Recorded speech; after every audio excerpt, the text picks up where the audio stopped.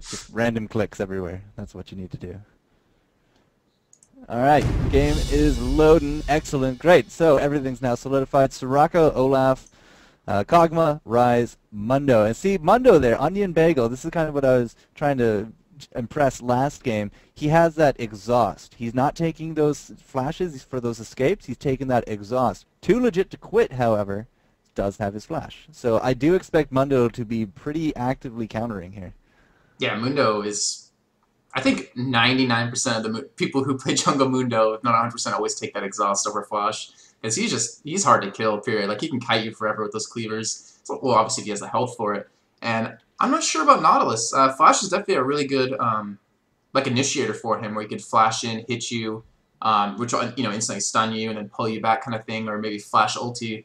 But yeah, he could definitely be one of those champions that runs exhaust, because he can just kind of use his anchor to go from wall to wall to escape you in any way possible. And I'm really curious to see how well Kale does, though. It looks like I want to say he's going top lane since he has that ghost. I really want to say that, and I really want to say Ken's going middle. Well, I can't really. You were talking a little bit about Kale, how she's coming in, and that's about the only way I can see it being played with that Kale top. And I mean, Kennan's not a terrible AP, although this whole AD craze seems to be taking hold pretty decently. Well, his name is confusing. His name's Jungle, but he's playing an AP. What? It's Jungie. Jungie. Oh, it's an I. My bad. Yeah, it's like Reginald. Okay, Wait, well, what? maybe not that exact example, but whatever. It's Jungie. It's cool. Yeah. So yeah, Kale top. I have played against a Kale top, and it does kind of snowball hard if you can get a few kills under her belt. So I'm going to be very interested to see about that. People are here in the chat putting down their bets on AL or the sexy Korean girls, but Janna with that clairvoyance again. So we are going to have another clairvoyance in this round. The two ADs, however, are still sticking more to their flash heals, but that Soraka is also rocking an exhaust. So we should, in theory, see some harder ganks with the double exhaust combo down south. Plus, Mundo, you just can't run from. Yeah, it's really important, though, for Janna to take that clairvoyance. Like, spotting Mundo early on is really strong. Like, you can tell, I mean, most Mundos usually will start red, and since he is on the blue team, he will be able to gank bottom at level 2, but being able to spot him there, knowing that he's going to be coming, kind of thing definitely gives you a nice advantage. It makes you not have to worry extremely early on Janna, so you can kind of save that for a little later. And not to mention, for counter jungling as well, Mundo is really good at counter jungling red buffs. If he starts blue, while being on the blue team, he can easily sneak into red, take it, and leave. So it really helps prevent any of that kind of counter jungling, especially since Nautilus is super slow in the jungle, but his ganks are really strong. So it's really, I guess, to help with a lot of that counter jungling and to really spot where Mundo's going, because, surprisingly, Mundo is a really strong ganker, just having a permanent slow on his cleaver, not to mention a red buff, and he hits extremely hard by popping his masochism. I believe it's masochism. His E? I believe so. Yeah. Burning Agony's W. It says masochism. Good. Yeah. The cleaver's clearly Q. That's all I have to say about that. I remember this actual, little... It was kind of like a little game created where you can select Q, W, E, or R, and you have to match each champion to that. Like, if you hit Q, so you have to match all the champions to their Q ability names, and then, etc. for other kind of things. Oh, it's so hard. That sounds like a great trivia game for casting talent. Yeah, I believe on There's the any E... in the chat. On E, I believe I got 80 out of 96 or something like that. Something really high. Nice. But Q and W, I might have failed a little bit at. And it was also matching passives to the champions, also matching names. Like Vayne is like the Knight Hunter or whatever. Like, you have to match names to the champion. It's extremely hard. But it's good practice, though. Good practice, indeed. Anything to help us solidify our League of Legends knowledge. League of Legends is the future at this point. I mean, it's just so many people are playing it, surpassing games played in Korea. Like 25% or something of Taiwan play it. It's what you want to do. You want to know something in the future? Just learn League of Legends. That's all you have to do. Speaking of League of Legends, we do have a game now ready to go. So, in the bottom left corner on the blue team, Absolute Legends NA, formerly known as JPAC and friends, here to go up against the sexy Korean girls. Yeah, that's right. Too legit to quit. Here in the red, looking like a big daddy. That Nautilus figure. I don't Always know. reminds me of BioShock. I don't know if I'd rather have friends or have sexy hot Korean girls. Probably the latter. A question for the ages, my good sir. Actually, my ex-girlfriend was Korean, so I kind of had one of those. Anyways, so Mundo actually sitting in here in the river. Looks like he's just defending his red buff. I don't think he's even engaging. I don't think they're gonna be invading. Well, maybe they're making me eat my words. As Rise hasn't picked an ability yet. Probably gonna end up picking up that Rune Prison, and Mundo are as well not picking up. Actually, none of these three in this bush have picked up any ability yet. I'm trying to see what's gonna happen if they actually will be able to invade or not. Oh, I thought Kennen was going to throw one of his medical Shurikai over to Kennex, but nope, decided against it. You can see them, they're kind of split 3-2 at this point. Nautilus being very adventurous going into the brush, but, we could easily collapse onto someone here. That should have totally hit something. Oh, they're going to go in, and they're going to be finding, there's a nice exhaust, a flash have to be used on Jungie. The Ignite is ticking down. The first blood for Rise is going to happen. We do got Nautilus flashing over the wall, but...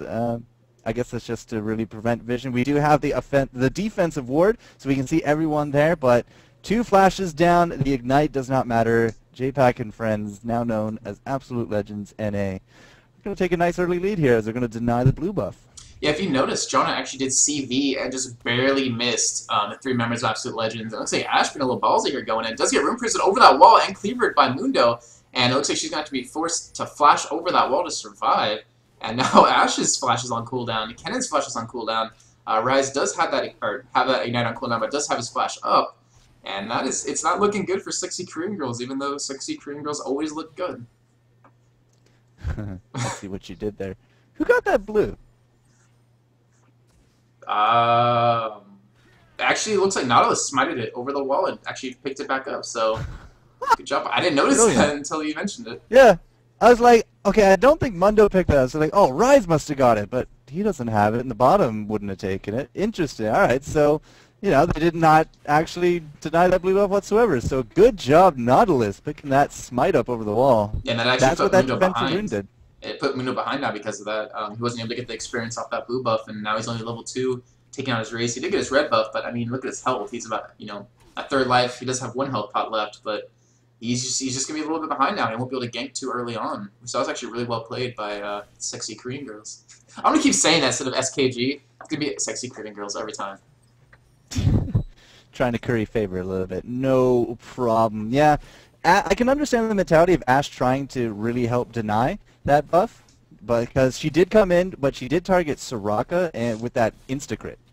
So... that's how Soraka got really low, but 3-on-1, you still got to just flash out. Either way, worked out all right. Not exactly a huge deficit in gold after all that, about 200, because we did get the first blood to Rise.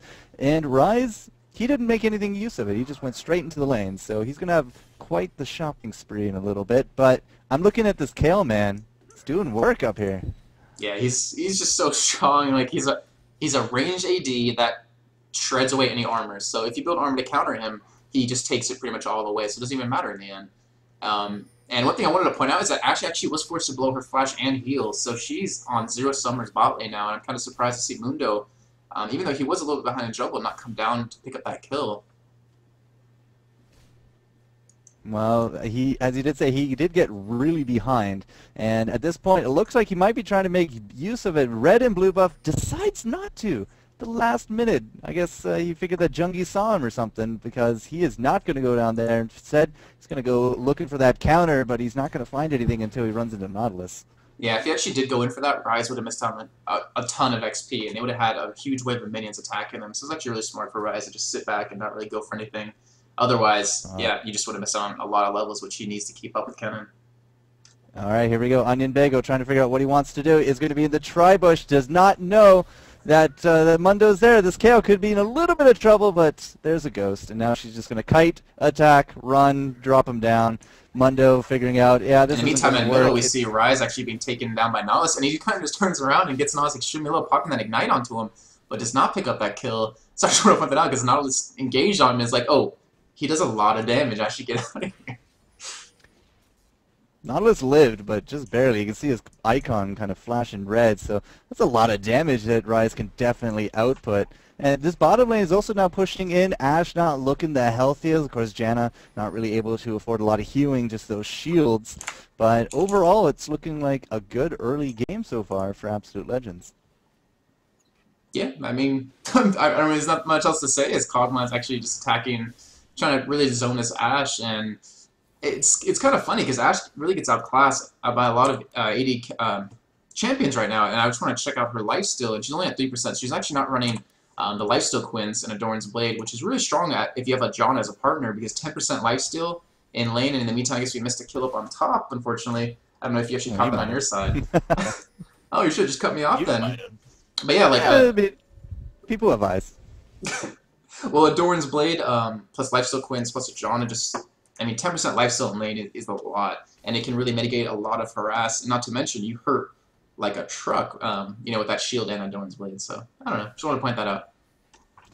Well, they basically what happened is after we went off for those golems, Mundo was in the area and they saw a good opportunity to do that whole Kale thing because Ghost was down. I mean, we had just done that similar gank, what, 30 seconds ago, and with that Ghost down, it was an easy kill. Mundo could have taken it, but he gave it very nicely off to Olaf, which will help him out in lane extremely well because now he is able to go back, pick up the tier 2 boots as well as the health crystal now.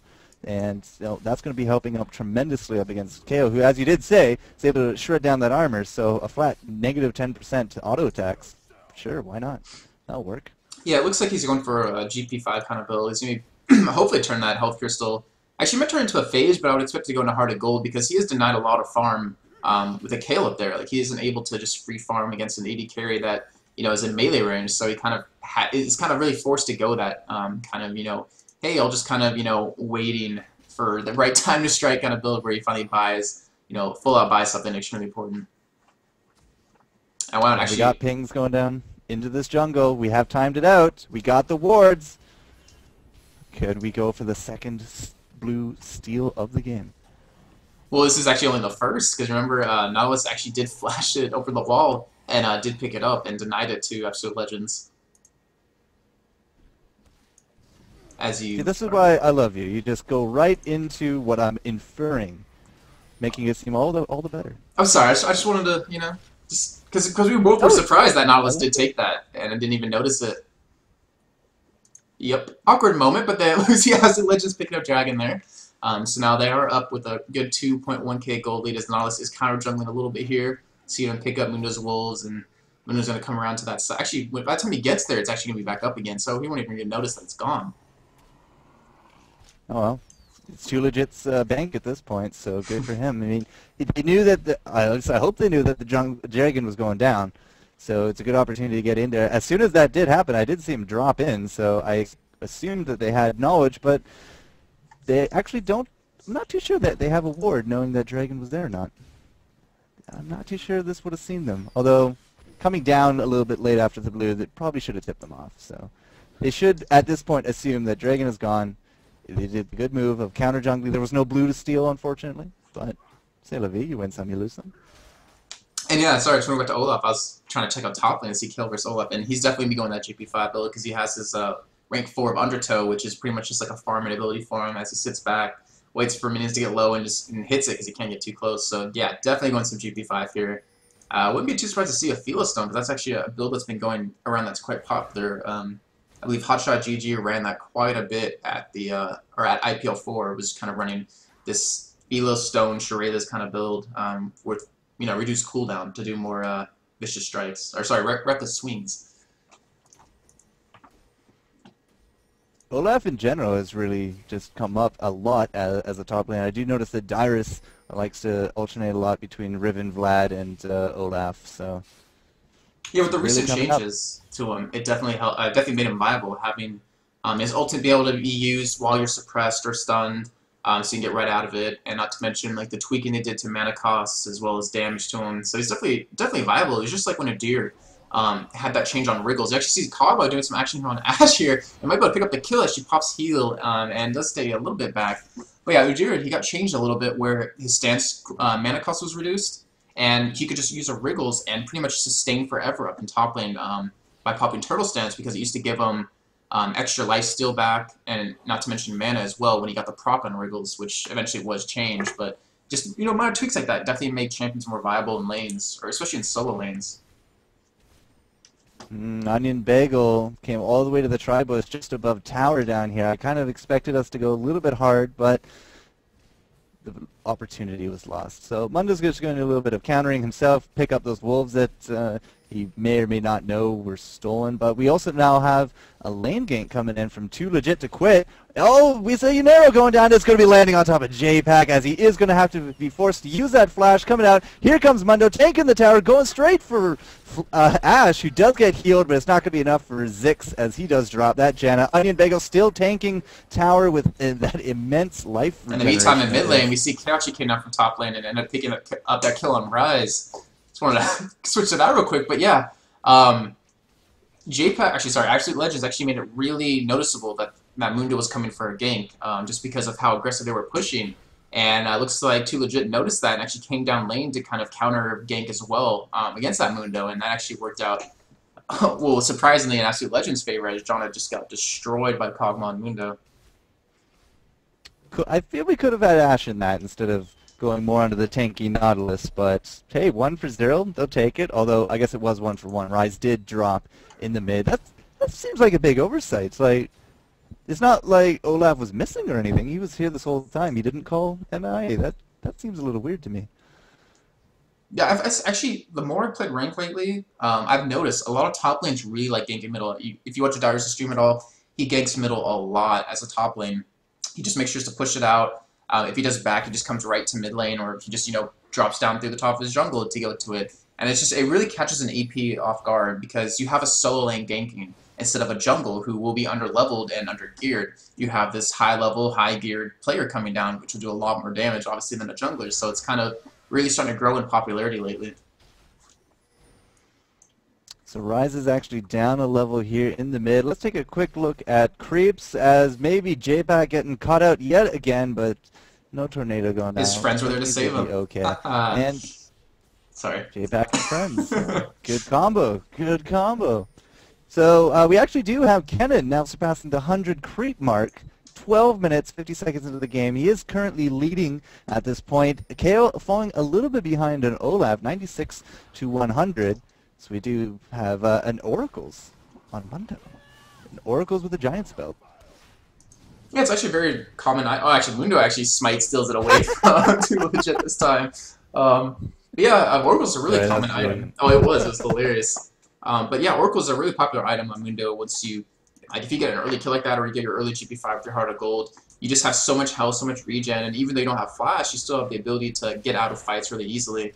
And by having controller on the map, by taking away as many wards as possible, you really scare each lane. And I think Mundo could be there because he does provide a lot of damage and a lot of CC when trying to gank a lane, and really has a lot of presence even though he's not there by having all those wards taken down. Yeah, I cut off my analysis of creeps in case Mundo wanted to do something, but yeah, smite steal and out, no problem. Overall, the numbers are good. I mean, we have multiple people now in the hundreds. In terms of gold, we're up about 3,000 for Absolute Legends. That dragon now respawning. As Mundo's going to go face check it a little bit. 3 people, 4 people, everyone is gathering down here. Jungi could be in a little bit of a predicament. It might have gotten caught, but it does not look like it's going to happen. Onion Bago coming in with blowing everything. They're going to be trying to target somebody, I hope. Too Legit to Quit is getting invulnerable. We got the ignite. We got the invulnerability going down. The Ash Arrow. Jungi is going to be dropping to Onion Bagel, and now it does look like nothing here for the double kill. He does drop, but Mundo with the kill. We got the double for Olaf, and KO now already throwing out her invulnerability, just cannot go up against the remaining team. So overall it turned into what, a 3 for 2? 3 for 2. Yeah, Absolute Legends is actually out of position there. They had Olaf and Rise come in from top as they had Mundo, Kog'Maw, and Soraka coming in from the bottom as Kog'Maw is just going to town on this kill, and we'll be picking up that kill with that flash. Excellent move. But it's just, even though they were out of position, Kale is just not at that point where he's strong enough to really do anything at the moment. As well as Ashe, I mean, she only has 36 CS compared to Kog'Maw's 107. So, I mean, even though Absolute Legends was out of position, they still have that advantage in a fight, and they were able to actually come out ahead in that, picking up 3 kills, I believe, actually picking up 4 kills total, losing 2, but also picking up that dragon, which is the second dragon for the game, or of the game for them. 2 dragons by 15 minutes. You know you're doing well by then. Kog'Maw is definitely a force to be reckoned with. 203 has the Zeal and the double Doran's Blades. So, I mean, he's not rocking your face off with attack damage yet, but the move speed, the attack speed, it kind of adds up for a Kog'Maw, especially with that artillery cannon at his command. It's good to see play like that. And that puts him up now 7-3 with 5,500 gold. And yeah, that's pretty much all due just to Ashe blowing that flash heal early on at their own blue buff. It really made her play super passive in lane, and now because of that, she's down 36 CS. So it really is a big factor. Not having those summoners up and or being forced to blow them so early. Rise forced to CS under tower, but never fear, he's doing fine. Up at the top, we do got the invulnerability going down on top of Kayle, and now she does turn around, ready to go with that reinforcement Nautilus. But they're really picking on this Kayle. Oh, giant arrow comes out of nowhere. I have to say, it looks like I was wrong about Olaf. He actually did go for that phage and did turn it into a frozen mallet, so actually not going that GP5 build and kind of depending on some ganks from Mundo. And which, if against a Kayle, if you have a frozen mallet and you have a cleaver coming in, Kayle's not going to get away. It's just not going to happen. Even with Ghost, it would be so slow. Wow, Kog'Maw going basically 1-on-2 down here, forces the lane back to the tower, and now Ashe does have to go on back to town, resupply, stock up, have a little bit of R&R, but at the same time, 124 creeps now to Kog'Maw, and he's showing no signs of letting them go at this point. Yeah, Ashe is going to be going for that IE, picking up that pickaxe, and unfortunately it's not what she wants to buy at this point. Obviously you want to go for that BF sword, but she's kind of forced into it to at least go head-to-head against a Kog'Maw. However, Kog'Maw with that Phantom Dancer, with that potential to be able to crit, even though Ashe does have it from her passive, but once you're consistently fighting, it's not going to be up. Really gives Kog'Maw the advantage, not to mention the range that Kog'Maw has. And not to mention that Ashe has a damage ability. All she really has is volley, which is something that really makes her outclassed at the moment. Because you have, Vayne, who can tumble, pretty much have 2 attacks at once. You have a Condemn, you have Silver Bullets with Caitlyn, you have your Piltover, you have your Trap, you have your Net, Tristana, you have your Rocket Jump, you have your attack speed crack cocaine thing going on. All these other AD carries have these abilities that do damage, and she just does not have that. So she isn't really able to go head-to-head against any AD carries one-on-one like that. We had a Clairvoyance actually catch some of the Absolute Legends crew going for a bit of a counter gank, but we should be able to smite over the wall here and steal this blue buff, or we're going to catch out Jungi as he blows everything just to get away. But can J-Pack not get the kill? Yes, he can not get the kill, but Janna will be sacrificed for it. Ashe is now kind of separated from the pack, but an excellent Janna ultimate to save Jungi, and then she did sacrifice herself for that. And who got the blue buff? Oh, Nautilus actually did pick that up because Mundo unfortunately didn't have a smite up. So while all that was happening, our Zero teleport top lanes just duking it out a little bit. Nothing here, a little bit more on the defensive. We throw out that slow as well as the damage increaser here for Umashi, and he can just really go to town on Olaf. Not much he can do about it. Yeah, the only thing Olaf really has is that ultimate, which is on a decently long cooldown when you're constantly getting slowed by Kayle, who has that reckoning up every 8 seconds. So you're kind of like forced to sit there and just get beat on, unfortunately. Well, it does not matter to Umashi. He's up there. He's going to be trying. He should be able to take this tower. Yeah, he definitely will be here, and that gives him a nice little bit of gold to catch back up because they are down over 5,000 gold, and it definitely gives him the ability to actually roam around a little bit more as well. Bottom lane still pushing in for Absolute Legends. The creep scores are climbing. 155 for Olaf, still ahead of Kayle despite her ranged advantage. And 153 now for Kog'Maw. 117 is the response from Ashe, and you can just kind of see her zoned out so very heavily because of this combo. Throw out the slow, we land a few auto attacks. You can't heal up through it. She's not rocking really too much lifesteal other than the double Dorns and the standard. It's what, 19%? Yeah. But without her attacking anything, it doesn't really matter how much lifesteal you got anyways. Oh, and that Ashe arrow just hitting nothing, unfortunately, as Nautilus did come down for that lane gank. But yeah, Kog'Maw with a Soraka feeding him mana, he's never going to go and he's going to be able to harass forever in that lane. And it's really unfortunate for Ashe, but Ashe does have that one thing in her favor. She does have that really strong initiate, one of the strongest initiates in the game with that arrow. So, she's obviously more oriented around team fights than a lane phase. So, she still can be a force to reckon with, you know, in that late game kind of sense. We actually had two people covering mid for Rise, as he's now back in lane. What is Rise rocking? Tier, Catalyst, and Glacial. So, you know, none of those huge items now completed, but he's creating quite a few at this point, and that puts him pretty decently good in a position to deal with Kennen, who's only stacking damage. Well, yeah, I mean that's typical build on Rise. You turn that Callus into a Banshees. You pretty much leave that tier alone until you have no other items to pick up, and you have that Glacial Strap for the extra cooldown reduction. Not to mention that sexy Korean girl, I have to say it again, has 3 AD basically as Nautilus. Actually has 0 AP, so he is pretty much AD oriented now. So it definitely puts him in a good position, and he's a lot tankier than this Kennen. Which Kennen, I wouldn't be too surprised to see him go that Zonias to really survive in a fight, because they really need his Initiate to follow up on an Ashe era with to really shut down Absolute Legends. We're going for the gank here, too legit to quit, and KO going straight for Kennex. He is getting chunked pretty decently, and yeah, despite as tanky as he is, he does drop. We do got the invulnerability coming out for KO as Kennen coming in as well. Ashe completely missing everyone, but we do got the stuns landing on top of Olaf, who seems to be able to get out, but we are going to be losing now our oracles on Onion Bagel.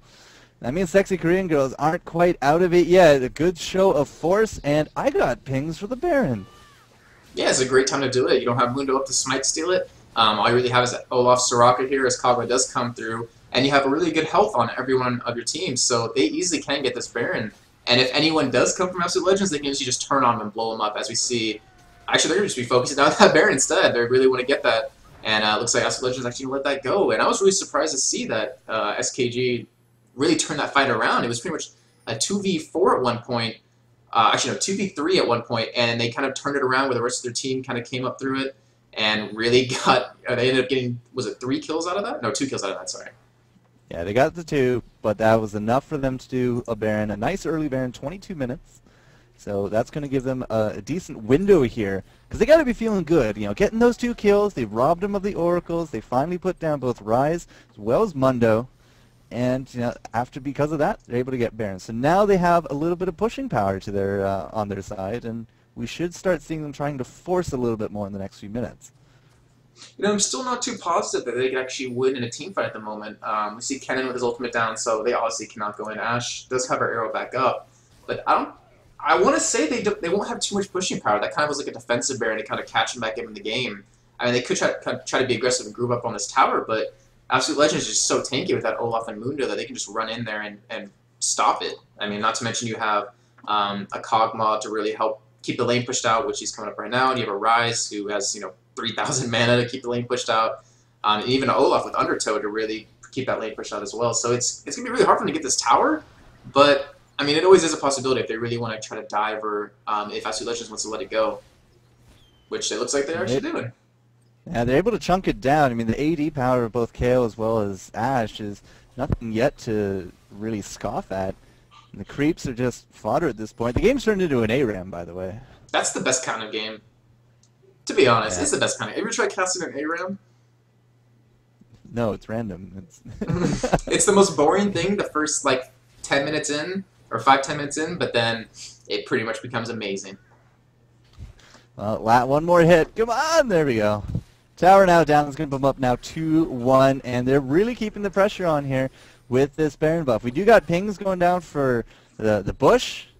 We do Hawkshot it and Clairvoyance it at the same time. We finally get that ward in there. We're going to do a little bit of countering, but Kale's now going to try to push that lane. We do got Ashe picking up red, so they're doing a good job of denying at this point, and you know they really want to try to maximize this buff of theirs. The second tower does drop. Kale picks that up very nicely. That puts us now within 3,000 gold. Wow, 2,000 gold. Yeah, they're definitely taking that momentum from that fight at blue buff, picking up Baron, taking out middle tower, and switching right over to bottom tower. They're definitely doing a really good job taking momentum and rolling with it. Not to mention they're really catching up on gold by taking these outer turrets. So now Absolute Legends is kind of stuck with, you know, just their second towers left. Where on the other hand, you have 60 Korean girls with, you know, 2 outer turrets still up. So not looking. It's starting to look like it's going to be a pretty interesting game in the next 15 to 20 minutes. Or for the next 15 to 20 minutes, I have to say, because it already is interesting. Now, we had everyone clumped up into the mid, but they kind of dispersed as soon as they saw a show of force here from the sexy Korean girls. But you were right on the money with that cannon. Zonia is now picked up for him. Got to be very happy at that pickup. A good boost to his AP, as well as being able to get off that triple combo in the midst of an enemy fight without really worrying about getting too insta-gibbed. Yeah, I mean, if you have that Ash arrow initiate into a cannon ultimate with the Zonias, if he does get focused, into a Nautilus ultimate as well, which will knock up a lot of people if you can get on the right person, it's gonna have a lot. It's gonna be a lot of downtime for AO, and they're not gonna be able to, fight during that first pretty much 3 to 5 seconds of a team fight. KO now with an Infinity Edge, as well as Kog'Maw, Phantom Dancer for Ash. So Ash not going for the IE first. She is going to be going for Phantom Dancer. KO as well, although you can definitely see the farm difference between KO and Ash. Yeah, definitely. I mean, good 40 CS difference, and KO with that IE is gonna he's gonna hurt. IE Phantom Dancer, 5 kills. Yeah, he hurts so much more than KO Ash. has all the kills. Oh, I did not notice that. Yeah, he does. Wow. That's actually KO quite is funny. single-wingedly carrying his team. Aha. Hey, I see what you did. Alright, well, we picked up our buffs. We have no more Baron. Baron's gone. I have to say, that was quite punny. Thank you. We got a little under 4 minutes now until the next Baron will spawn. Because it's 4 minutes that you have Actually, it. it's about 2 minutes 30 seconds. It's 3 minutes after it disappears because it lasts for 5 Oh, is it? and it spawns. Actually, it lasts for 4 and it spawns every 7. Yeah. Oh, I thought it was 4 and 4. Why has nobody corrected me on that? Jerks. It's okay. Whatever. But, like I think Buster 5, Dragon 6, and Baron 7. That's how I always remember it. It's a good system. I like that.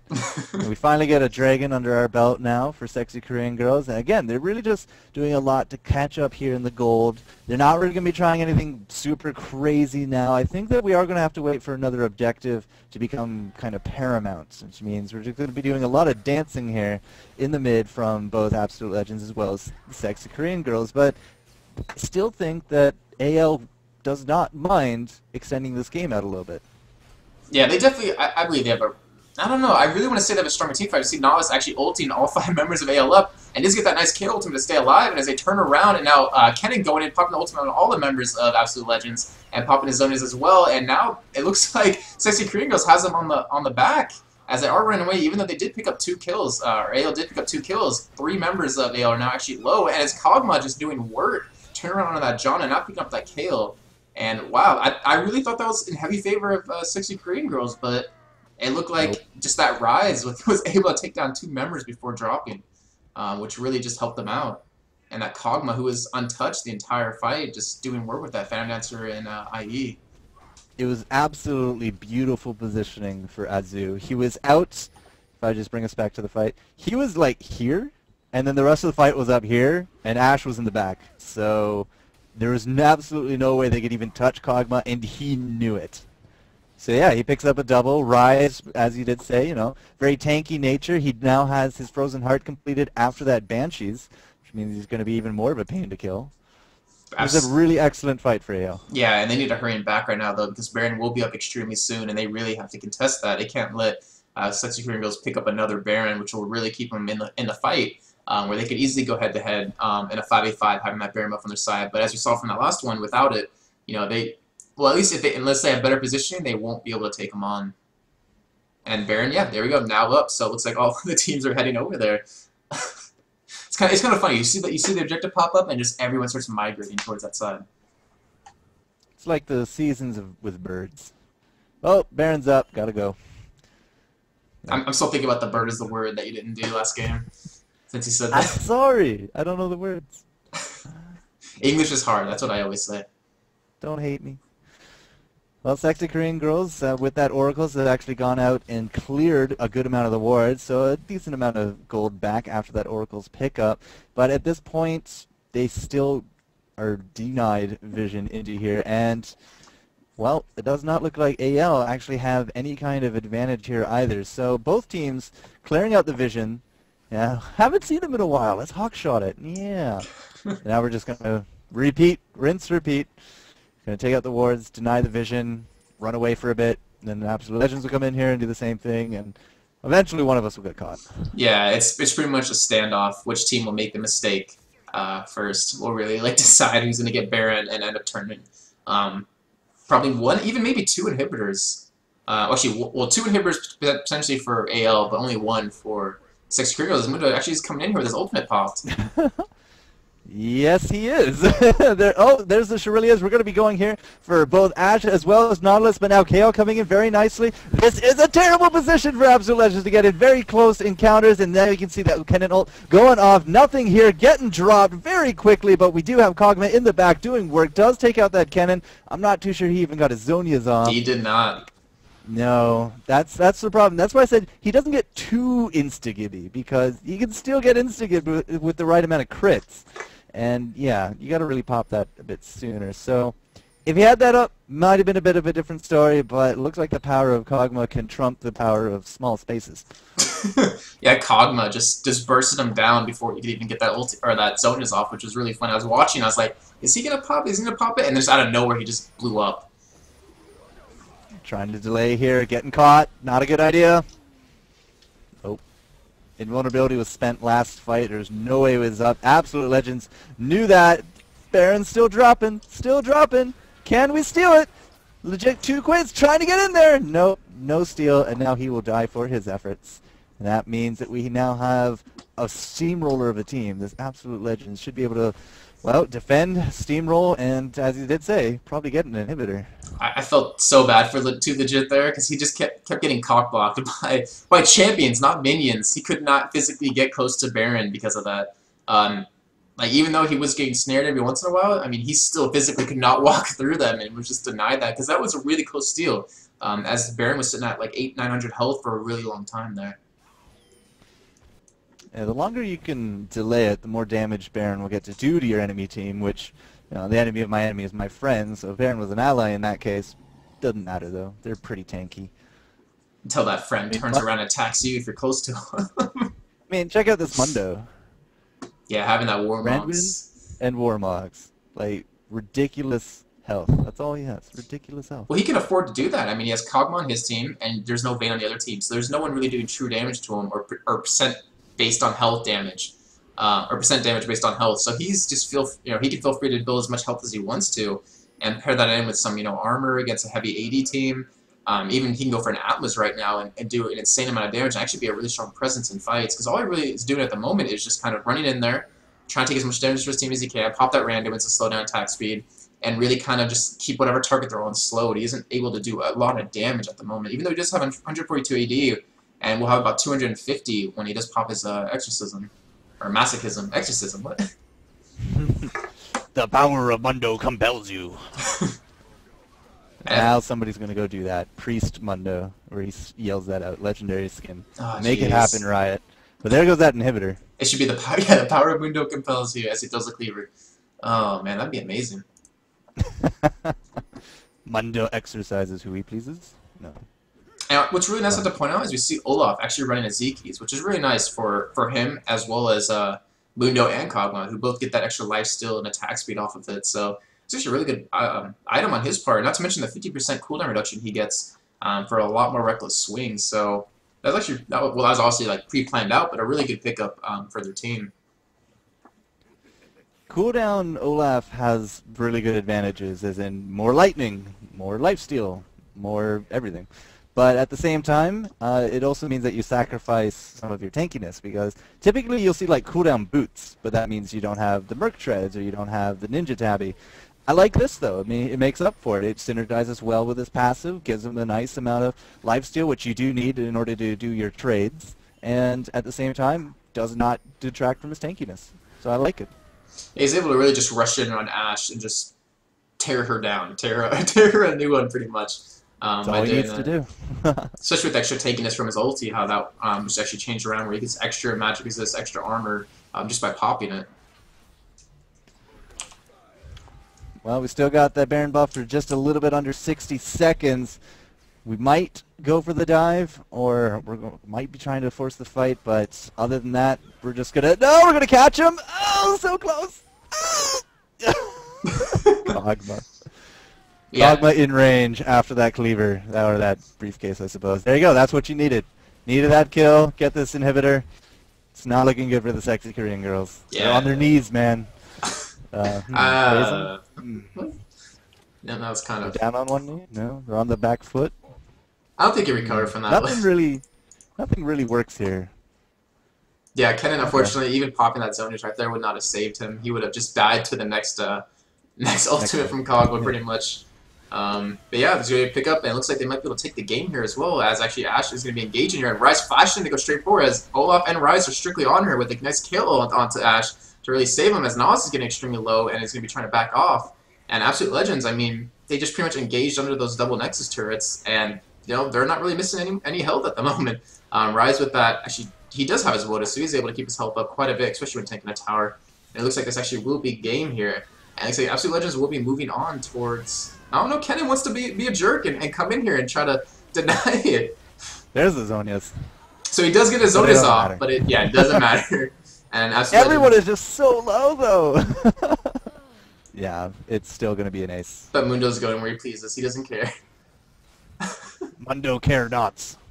Good game, well played coming out. The Nexus is now dropping. You cannot really take out that Rise at this point. Yeah, that Banshee's just laughs in your face. So, good game, well played.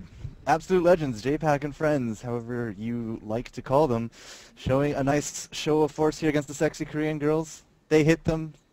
Whoa. Hitting... It makes so many of those. I'm assuming we're casting the Curse game next, because I already got an invite to the next one.